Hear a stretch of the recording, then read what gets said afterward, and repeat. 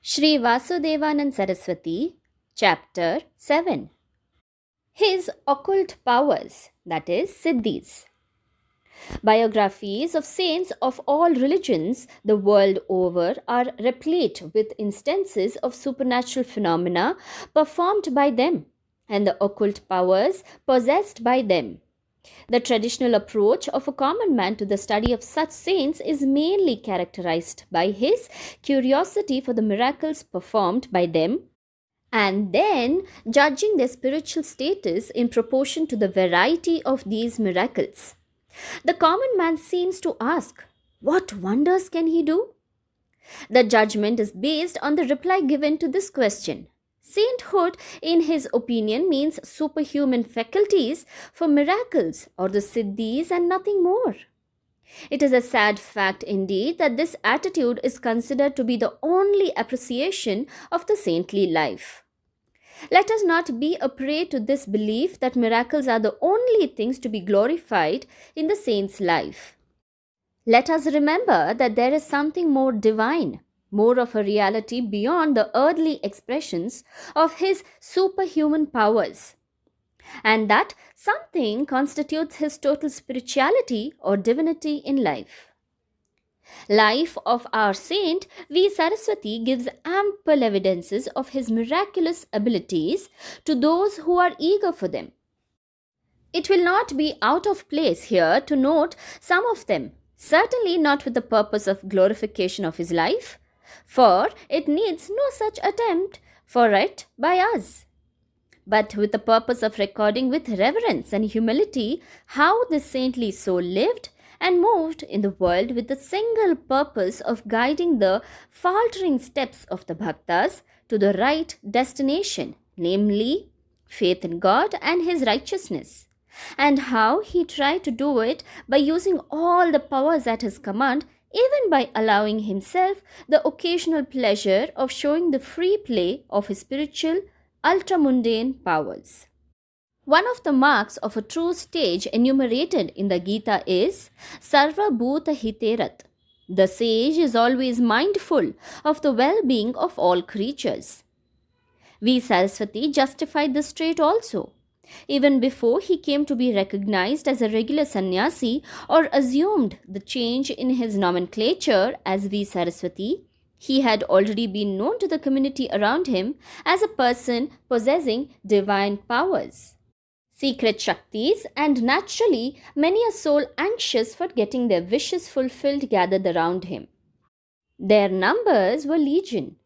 All types of devotees there were are referred to in Gita as, the Lord says, 4 types of devotees seek my refuge, O Arjuna, the oppressed, the seekers, the materialists, and the saints. All those who come to a saint with their personal problems in mind found contentment and peace at their heart in his company. We can easily imagine an infinite variety of experiences of sorrows, frustrations, failures, etc. in human life. So many came there to him with their supplications for granting the fulfillment of their wishes. It is indeed impossible to record here in details every individual's case where the wishes of the devotees were satisfied by the saint in their life by means of his phenomenal powers. Let us therefore quote a few to meet our purpose. As said above, there were all types of individuals.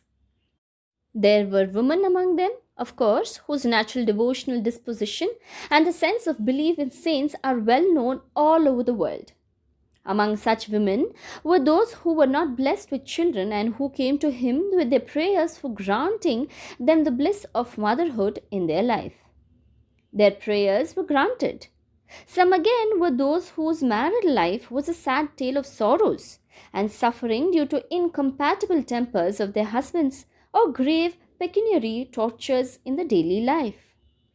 Our saint took compassion on all of them and advised them to bear the cross patiently, a little longer with a little faith in the Lord, whom he asked them to pray and worship daily with clean hearts and firm faith in his loving kindness.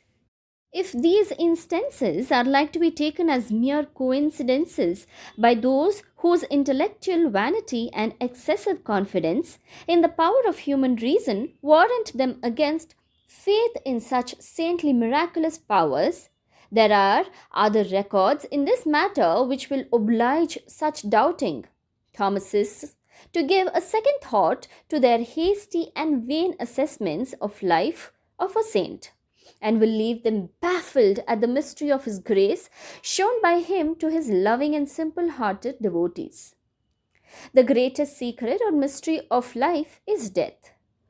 Science, with all its magnanimous strides in the path of discoveries and inventions, with all its progress in plastic surgery or transplantation of heart or other parts of human organism, with all its semi-divine equipment in modern technology, with all the exhibition of its wonders, including moon landing, has yet failed in discovering the way to unlock this greatest enigma in life called death.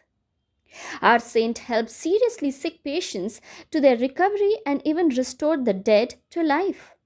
An interesting episode deserves a brief narration here. A woman who was issueless delivered a son by the saint's grace. He was blessed by the saint with his customary Ashirvad, or the blessing for the long life. Now it so happened that the boy accidentally died of some fatal illness.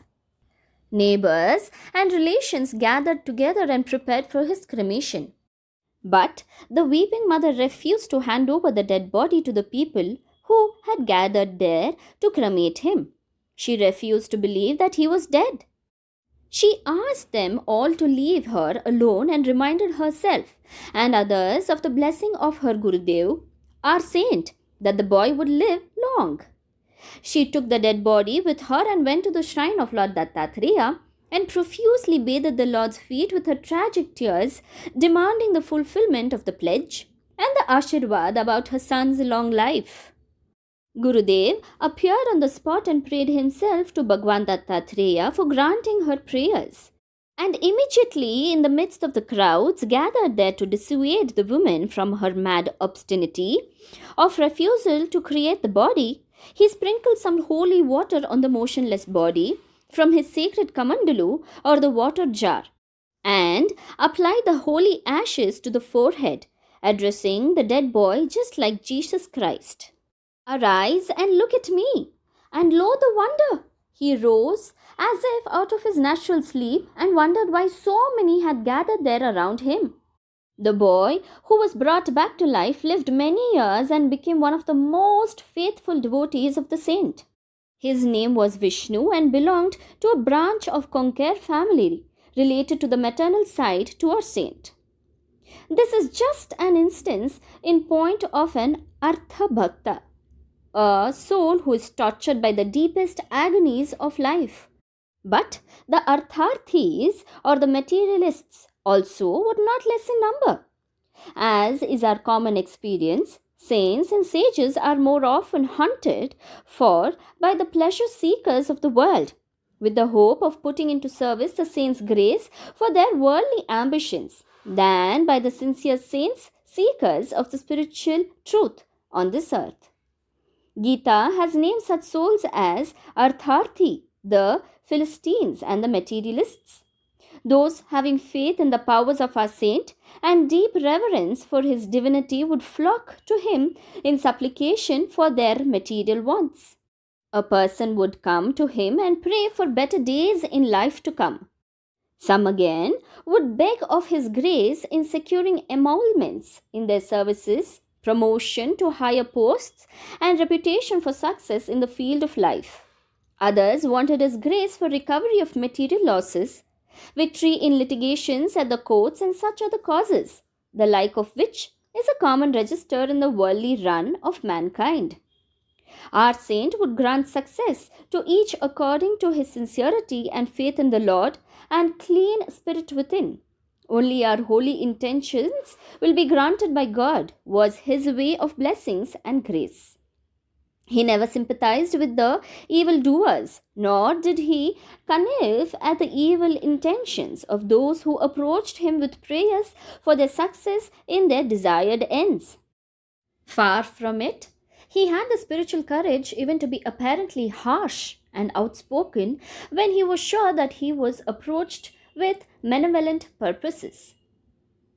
This reminds us of Lord's words in the Gita, where he identifies himself with the holy desires of human mind. I am the desire when it is not alien to Dharma. Our saint upheld this divine principle while granting the wishes of the bhaktas. So much for the story of the arthas and the artharthis, of the grieved and the greedy. Let us now turn to the jijnasus, the seekers. The seekers who came to him for the satisfaction of their intellectual curiosities or for guidance in the spiritual practices. Among the seekers who usually visit the haunts of the saints and mystics are generally two types. There are those who are proud of their worldly learning, the doubting Thomases, always in a mood of mocking at the divine personalities. They come to scoff generally and shyly remain to pray. This is the first type. Let us say the mocking type. The second category is of the sincere seekers, who really wish to sit at the feet of their master with a sense of humility and reverence for his status in the spiritual domain, and their only aim is to explore the path leading to the supreme reality, whence there is no return to this planet. As said in the Gita, the genuine seekers who approach the saint in whom they have a spontaneous and inborn faith stand courageously all the criticisms of the worldly wise, defy the doubting moods of their non-religious friends with a faith that does not leave its moorings, and they continue to pray for his guidance and help in their lonely track of spiritual exploration. Instances have been recorded in the story of our saint, pointing to this treatment of both the types of the seekers who came to him. Those who came to scoff frankly remained to pray. Those who came to pray remained forever grateful to his grace. It should be, however, be noted that all the supernatural expressions of his grace or his miracles were performed by him in a very self-effacing manner. He would never let a bhakta go away from him with the belief that the miracles were of his own making. He asked the believers to remember that it was the grace of God, of Bhagwan Dattatreya, his Ishtadev, that worked through him, and he was merely an instrument, an occasion, or a nimitta matra, to use the phrase of the Gita. He would never take any credit when the devotees expressed their gratitude to him for the amelioration of their worldly worries, their freedom from sorrows, and relief from the rigors of life. He directed all their enthusiasm towards God and confirmed their faith in him by opening out to them new vistas on the path of life and enabling them to see new visions, fulfilling thus the promise of the Lord. I endow them with the wisdom by which they come to me. The Supreme alone has the power of conferring this grace on his children. Our saint too asked his devotees to be constantly aware of the grace of God, with the faith that all the things on earth are but a medium for the expression of his grace to those whom he chooses for it. Vasudevanand thus followed the trail blazed by the ancient acharyas in this land of religion and spiritually since the time of Adi Shankaracharya, whose mission in life was to strike at the root of the atheist theories and sustaining the religious values for the resuscitation of dharma and atmagnan, or righteousness and self-realization. It is necessary for us not to overlook this point, which is the very backbone of the spiritual saga of our saint. It will be interesting to turn to one or two episodes of the seekers of the first type to whom interviews were granted by him. Let us first take up the case of one Abhashasri of Savantawadi. Abhashasri, as the name itself suggests, was a man of learning, reputed to be a pandit of some status in the community. He had heard much about the growing fame and the miraculous powers of our saint. He had especially come to know that Vasudevanand indulged in yogic practices covering the eightfold features of the yoga or Ashtanga Yoga, and had thus sponsored the science among his devotees as a prerequisite for the self realization. Abhashasri sought a chance to see him one day. They met, and the Shastri drew him into an argument by remarking that Ashtanga Yoga was not at all necessary for the realization of the truth. The saint observed silence for a while, and then, to the apparent joy of his visitor, Abhashastri, he replied with a saintly humility in a cryptic manner. Shastri ji, what you say may be true. I am a man of little learning and hence cannot compete with you on this issue. Abhashastri took the words too literally and he left the saint, but wasted no time in giving wide publicity to his victory over Vasudevanand. Soon, however, he encountered a mighty competitor and skillful dialectician. It so happened that Abhashasri was unexpectedly challenged by a young Vedic scholar, a brilliant brahmacharian himself, with a surprising reference to his encounter with our saint in Managaon. The young debater straightway asked him, "How did you enjoy your argument with Vasudevanand in Managaon? Did not you say that yoga practices have nothing to do with self knowledge? What proofs have you in your favor?"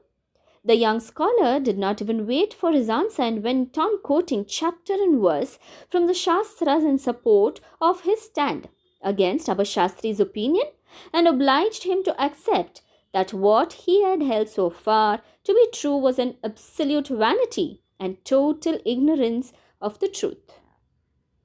Abhashastri was wise enough to grasp the meaning of this mysterious meeting with the brahmacharian.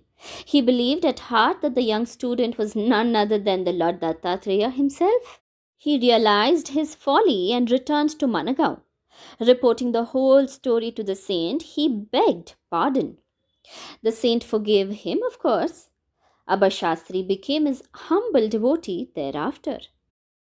Abhashastri was just an instance, let us say, of that typically baffled state of mind, ruled by vanity and intellectual arrogance, generally found among the successful souls of little learning in this world, the type of the irreligious academicians.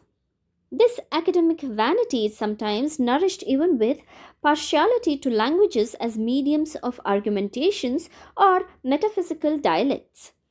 If English today is considered the mark of education, enlightenment, and culture in the world, times there were in our land when there was a Sanskrit aristocracy of intellect, where Sanskrit enjoyed the same position and prestige among the Pandits who moved majestically in the society and in the royal courts of ancient days. If any scholar ventured to educate the community through their own dialect, the non-Sanskrit medium, the Pandits would make a row and cry over this indiscipline and would accuse the scholar of serious spiritual crime committed by so popularizing knowledge through the people's tongue. Saints of Maharashtra like Sant Dhyaneshwar, Eknath and Ramadas, who composed their works like Dhyaneshwari, Bhagavat and Dasabodh in Marathi, had given a dig to such so-called Pandits of narrow-minded attitude to their own mother tongue, and had fought the battle bravely on the side of Marathi with convincing success. There was a Pandit, Vishnu Shastri by name, who ridiculed and mocked at the scholarship of our saint when he knew that Vasudevanand had planned discourses on Dasabodha, the great Marathi work by Swami Ramadas. Vishnu Shastri fondly believed that real knowledge was the monopoly of scholars who knew Sanskrit and talked through it. What was there to be known or learnt through Dasabodha? Yet he decided to attend the discourse with sham humility. Our saint, who had taken note of the presence of Vishnu Shastri in his audience, opened the discourse with a verse in a chapter in Dasabodha and spelled out the contents with marvelous conciliation with the Sanskrit scriptures, giving apt quotations from the ancient works to the great astonishment of Vishnu Sastri. He was spellbound with the uninterrupted flow of the brilliant exposition by our saint of the intricate topic related to metaphysics as stated in the Dasbodh. He forgot the evil intentions of his heart with which he had gone there to scoff at the speaker. At the end of the discourse, our saint asked himself with a laconic smile, "Did you like it?" Could he now see that Marathi also has the same force of expression as Sanskrit? Knowledge is like milk. Whether you drink it from a golden cup or a brass cup does not matter. Milk is sweet and nourishing irrespective of the cup. Tongues are mere cups of milk of knowledge. Vishnu Shastri was tongue-tied through the sense of defeat. Thus, the Saint Vasudevanand silenced many seekers who came to him with mockery at heart and false modesty on tongue. But cases like Abhashasri and Vishnu Shastri only helped in firmly establishing the reputation of the saint for his sterling spiritual qualities and saintliness. He was quite unconcerned about their malicious motives or arrogant attitudes to him, and was indifferent to their vain criticisms. It will be worth our while, therefore, to leave these people behind and take a note of those moments which the truly sincere seekers spent in his company and won the greatest prize in life in the form of Param Shanti, the deep peace within. Wherever the genuine saints meet, there is a climate or an atmosphere of divine tranquility and joy around them. And in such a climate, even those who are casual passers-by get themselves charged by its effects. Joy and the inner freedom of spirit are the traits of spirituality. While praising the Mahatmas, the great souled ones, Gita describes them as souls who are deeply contented within and are ever cheerful. Encounters of our saint with the real Jnanis really form an inspiring part of this great story and bring into relief very prominently the inner charm and charity of his soul. A meeting of our saint with Sri Shankaracharya Jagadguru Narsim Bharati of Sringeri Mutt in the south of India is an instance of great meaning to us. This is the story of the two spiritual personalities meeting each other in an atmosphere of undisturbed calm and quiet. It is said that this meeting was rightly a great event of those days to those who were present on the occasion, and they wondered what deep mystic vibrations of spirit must have been passed between them when they met like the two heavenly holy planets facing each other with the quiet brilliance of their own common divinity. Shankaracharya welcomed the saint with all the warmth of his heart and sagely humility and eulogized the spiritual fiber and the scholarly quality of his heart and mind. He asked the audience who was present to accept him, our saint, as the very incarnation of Adi Shankar, and compared the two by saying that what Adi Shankar had done for the affirmation of Sanatan Dharma by openly coming out into the world for its propagation, the Saint Vasudevanand Saraswati was carrying on by rallying round the people under his banner in a quiet manner. The Jagadguru even confirmed that V. Saraswati was the very avatar of Lord Dattatreya, who is the bestower of knowledge and peace on his devotees. Shankaracharya acquainted him with the plan of installation of an image of Adi Shankar at Kalati, the birthplace of the great holy saint and philosopher, and prayed for his blessings in the sacred undertaking. In reply to this reception by the Jagadguru, our saint matched his speech with a ring of equal sincerity, reverence, and faith for him.